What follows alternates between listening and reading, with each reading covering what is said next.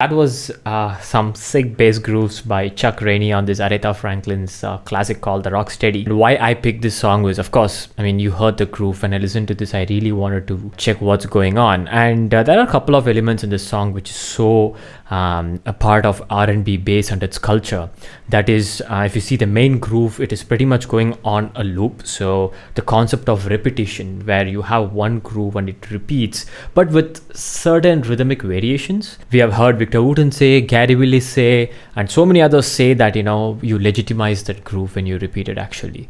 And this is one such song where the groove is very, very infectious. Another thing is also when the bridge part sort of comes there and Chuck Rainey goes again beast mode, that beautifully plays certain notes, which is so groovy, and the way it elevates the feel and comes back to the repeated groove is something crazy. That's why I immediately wanted to jump on the song and see what's going on. So here you go, and I'm also showing you what I found out from the song, and please do feel free to share your thoughts on what do you think this song has that I missed out on as well. So the main groove is pretty much has the first chord. The song has predominantly two chords. One is A9 and second is D9. The main groove is over A, the flat 7 and the flat 3.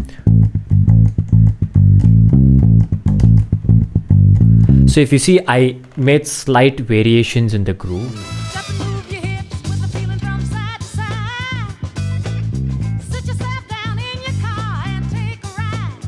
From what I heard, there are, even though the groove is pretty much using one flat 7 and flat 3, the way it is being repeated has slight rhythmic variations. So one goes like,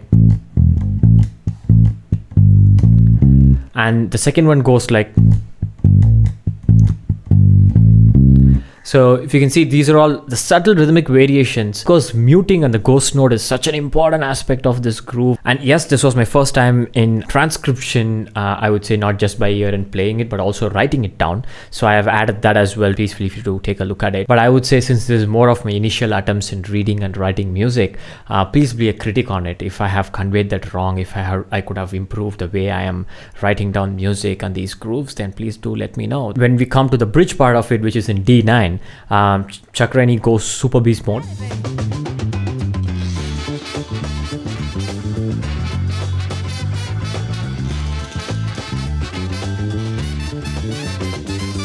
Chuck Rainey's brilliance is seen there, where of course he's grooving with a lot of chromatic notes, but you have to see the placements of the ghost notes and how he is highlighting the chord tones, which is giving the harmony its life and highlighting it, but at the same time making sure that the groove is super busy and elevated, and it's elevating the song so that it can jump back to the repeated groove the song is being driven with. So if we look into it, it's 1-5, it's all 1-5-1.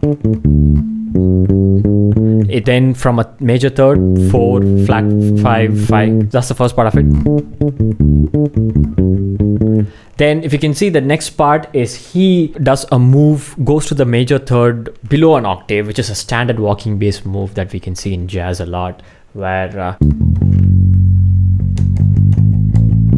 here we go. So this is what I was talking about. Even though he's going to go ahead with a couple of chromatic notes after this and ascend, before that he makes sure that he holds on the 3 for a while and gives the flavor of the chord, the guide tone of the chord. So he does, then again ascends through chromatically, same whatever we played there, then to flat 7, then back to 1. So that's the second part of the groove. And the third part is predominantly highlighting the chord tones, because it's 1, 5, flat 7, 3. But you can see how beautifully he's incorporated this ghost notes to make it so groovy. So it is not just, I'm not able to even play without those ghost notes, but yeah, these ghost notes and highlighting the chord tones beautifully makes that harmony rich, groovy, busy. I mean, it's a complete package what we are seeing here. And then the final part of the groove goes like, again, 1-5-1, same. Whole groove is over the chord tones, that is 1-5, flat 7, 3, 5, 1, but with of course the standard chromatic of 3, 4, sharp 4, 5. And the way it is placed where the chord tone is accented, the ghost notes, and then making it busy with these chromatics is where the beauty of Chuck Rainey is. And finally, he finishes this, lands back to the main groove. That was Rocksteady by Chuck Rainey. I would appreciate if you have any thoughts on this analysis or the way I have played and the transcription. Please go ahead and comment, because I'm looking to improve as much as possible, because all of us are learning during these times. See you in the shed again.